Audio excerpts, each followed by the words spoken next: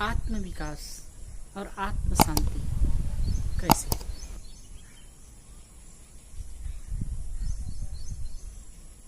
जैसे एक किसान होता है, किसान खेत में फसल उगाने के लिए, फसल प्राप्त करने के लिए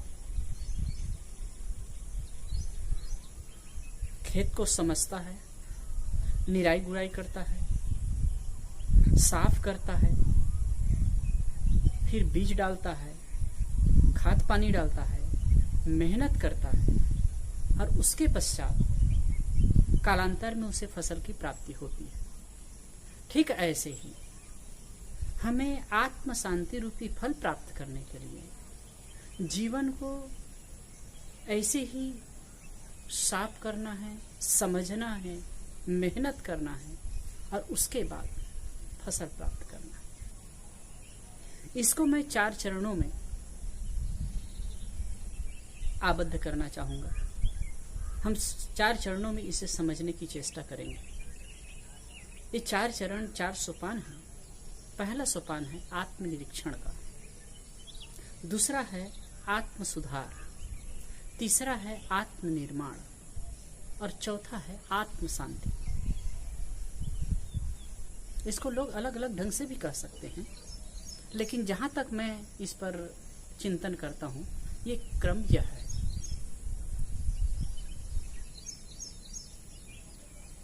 पहली बात है आत्मनिरीक्षण। आत्मनिरीक्षण से मतलब है अपने को देखना। हमें अपने को देखना है। शांति इच्छुक व्यक्ति को दूसरे का एनालिसिस नहीं करना चाहिए। प्रायः होता क्या है, हम दूसरे के एनालिसिस तो बढ़िया करते हैं, उनके गुण दोषों की परख करते हैं, उनको समझने की चेष्टा करते हैं। हम बताते हैं कि वो ऐसा है वैसा है, लेकिन हम अपने आप का निरीक्षण नहीं कर पाते। और दूसरों का निरीक्षण भी होता है, निरीक्षण हम करते हैं, उसमें भी प्रायः हम उनको देखते हैं तो गलत पक्ष से देखते हैं। लोगों की बुराई पर हमारी दृष्टि होती है, प्रायः होती है। कोई किसी व्यक्ति की प्रशंसा हमारे पास कर दे और यदि हम जानते हों तो प्रायः उनके गलत पक्ष पर हमारी दृष्टि जाती है।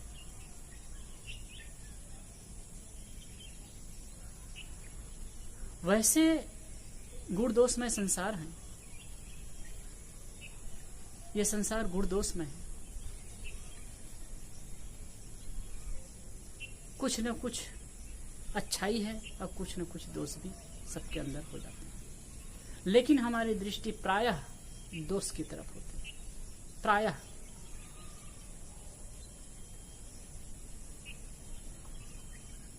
हम बाहर देखने के लिए हमारी आंखें 4 हो जाती हैं, हम 4 आंखों से देखते हैं और एनालिसिस करते हैं, लेकिन अपने को देखने के लिए हमारी वो जो 2 आंखें हैं वो भी बंद हो जाती हैं।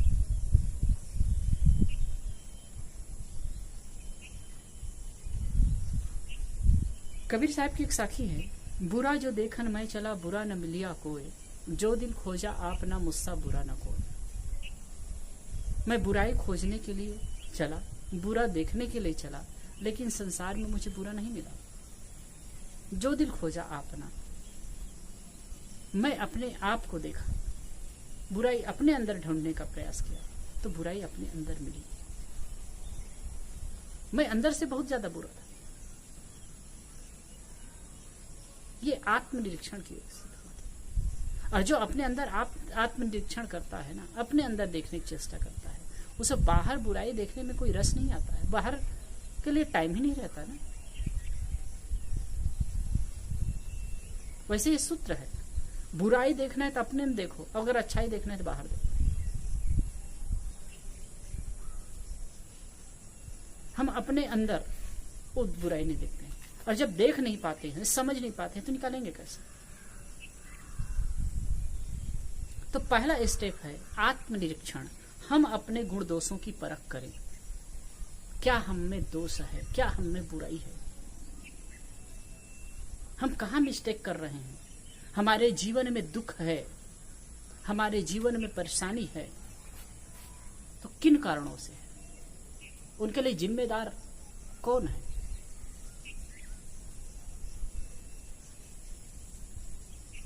कोई दूसरा तो नहीं है, हम ही हैं। लेकिन उसे हम समझने की चेष्टा करें, हम किन बातों के कारण दुखी हो रहे हैं।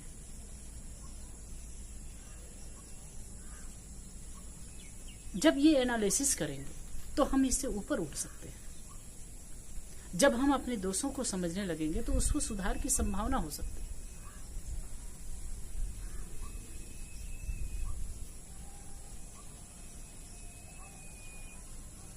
तो पहला है आत्मनिरीक्षण।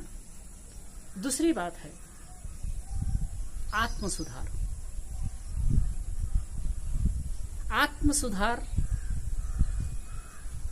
जैसे कि किसान खेत को देखता है, समझता है कि ये क्या है, वो क्या है, समझ करके जुताई गुड़ाई करता है, साफ करता है। ऐसे ही आत्मसुधार करना है। जब हमें समझ में आ गया कि हमारे अंदर क्या दोष है,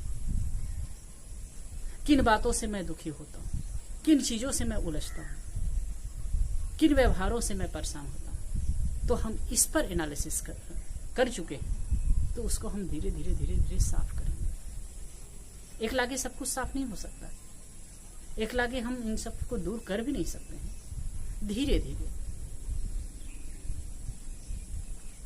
हम इन सब को दूर कर सकते हैं और क्रम से हम करेंगे।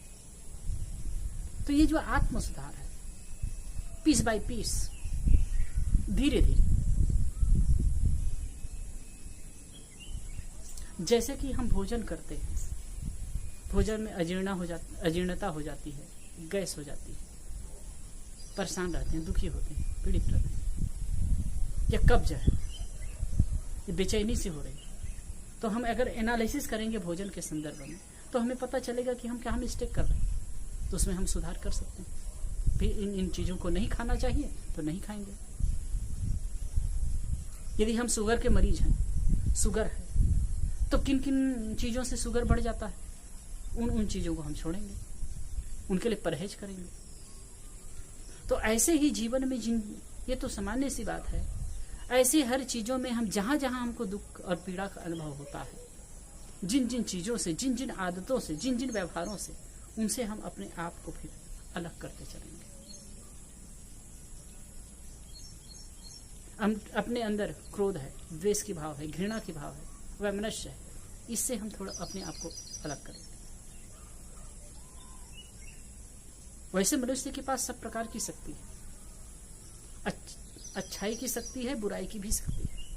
यदि हमारे अंदर दोष है, यदि घृणा की शक्ति है तो प्रेम की भी शक्ति है, यदि गुस्सा की शक्ति है तो क्षमा की भी शक्ति है। और ये भी समझिए एक दूसरे के विरोधी नहीं है, पूरक है। यदि हम क्षमा भाव बढ़ाते जाएंगे तो क्रोध भाव कम होता ही जाएगा, यदि प्रेम बढ़ाएंगे तो घृणा का भाव कम होता ही जाएगा, यदि मित्रता का भाव रखते जाएंगे तो द्वेष भाव कम होता ही जाएगा। ये नियम है। आप किसी को उपदेश करिए, क्रोध कम करिए, क्रोध कम करिए, घृणा कम करिए, घृणा कम करिए, नहीं होने वाला है। जब तक वो दूसरी चीज को ग्रोथ नहीं देगा, उसको बढ़ाएगा नहीं, तब तक वो जो पहले वाला नेगेटिव चीज है वो कम होने वाली नहीं। तो जो आत्म सुधार है उसमें हम सही और गलत को समझ करके गलत पक्ष को कम करेंगे, धीरे धीरे धीरे धीरे सुधार करेंगे, समझेंगे और सुधार की दिशा में आगे बढ़ेंगे।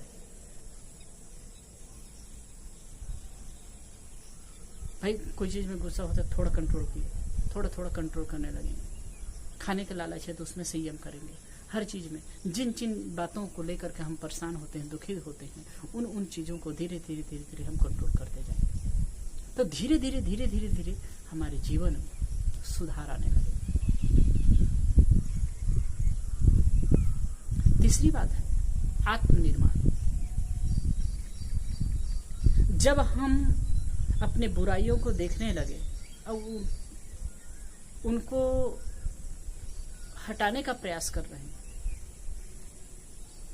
अपनी कमजोरी को दूर करने का प्रयास कर रहे हैं, तो जो सत्व पक्ष है, सद्गुण पक्ष है, पॉजिटिव पक्ष है, उसको जब हम जीवन में अपनाने लगते हैं, अप्लाई करते हैं, तो पहले तो जागरूकता हुई ना। जागरूकता की बात है, वो सुधार को बल देता है, और जब सुधार के पथ पर चलने लगे तो हमारा आत्मनिर्माण होने लगेगा।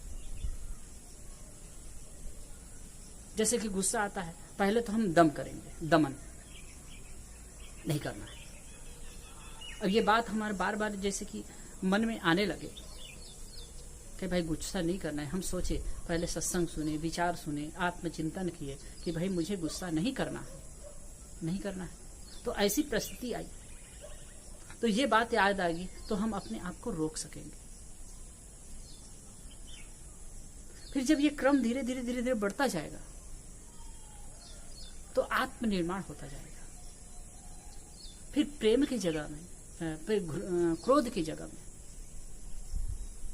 प्रेम का प्रादुर्भाव होगा, क्षमा का प्रादुर्भाव होगा।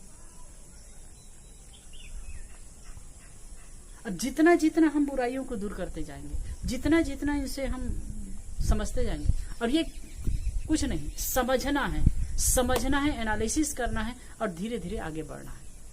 आपको आगे कदम बढ़ाना नहीं है, वो अब बढ़ता ही जाएगा, एक के बाद एक।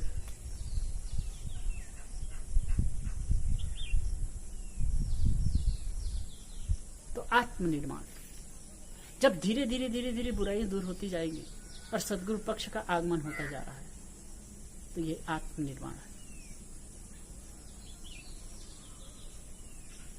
और हम फिर अगले कहते हैं आत्मविकास।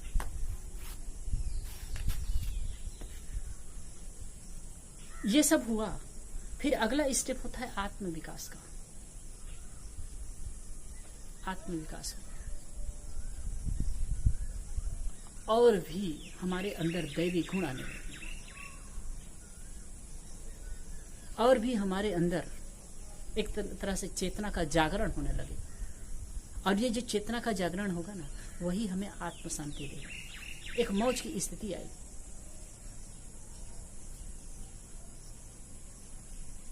आत्म शांति की स्थिति आई।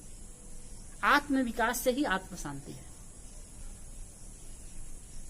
तो मैंने शुरू में कहा आत्म विकास के 4 सोपान या आत्म शांति के 4 सोपान। पहली बात, आत्मनिरीक्षण। आत्मनिरीक्षण करें, अपने आप का एनालिसिस करें, सही क्या है, गलत क्या है, मैं कहाँ गलत हूं, कहाँ सही, किन बातों से दुखी होता हूं, किन चीजों से परेशान होता हूं, किन दोषों से, किन आदतों से मैं दुखी हूं, पीड़ित हूं। इसका जब एनालिसिस करते हैं, दूसरा स्टेप होता है आत्म सुधार। आत्म सुधार करते हैं, हम देखते हैं धीरे धीरे दोषों को परख करते हैं, उसे निकलते जाते हैं, उसको काटते जाते हैं, उसे नेग्लेक्ट करते जाते हैं। एक दम की स्थिति होती है, दमन की स्थिति होती है। फिर धीरे धीरे धीरे धीरे हम आगे बढ़ते हैं, तो फिर आत्मनिर्माण होता है। नेगेटिव पक्ष दूर होते जाते हैं, पॉजिटिव पक्ष आने लगते हैं। क्रोध की जगह में क्षमा का प्रादुर्भाव होता है, घृणा की जगह में प्रेम का प्रादुर्भाव होता है। क्योंकि शक्ति हमारे पास दोनों प्रकार की है। हम एक तरफ से मतलब न्यूट्रल होते हैं, तो दूसरी तरफ का जो की शक्ति है बढ़ती जाती है, और धीरे धीरे आत्मनिर्माण होता है। हमारे व्यक्तित्व का निर्माण होने लगता है, हमारा व्यक्तित्व अच्छा बनने लगता है। फिर आगे होता है आत्मविकास। जब हम एक गुण समूहों में आ जाते हैं, हमारी स्थिति अच्छी हो जाती है, तो धीरे धीरे धीरे धीरे धीरे आत्मविकास, और भी हम गहराई को, सूक्ष्मता को समझने लगते हैं। फिर मन में एक शांति की, रिलैक्स की स्थिति आने लगती है, वो एक सिम्टम्स बनने लगते हैं शांति के, सुकून के। इन क्रम को लेकर के हम शांति स्थिति में आ सकते हैं। फिर ये दुनिया का आंदोलन हमें कुछ नहीं कर पाएगा। हमें परेशान और दुखी नहीं कर पाएगा। आप सबको, हमको चाहिए कि हम उस आत्म शांति, आत्म विकास करते हुए आत्म शांति के पथ पर आगे आए और अपने आप को सुंदर और सौम्य बनाएं। धन्यवाद।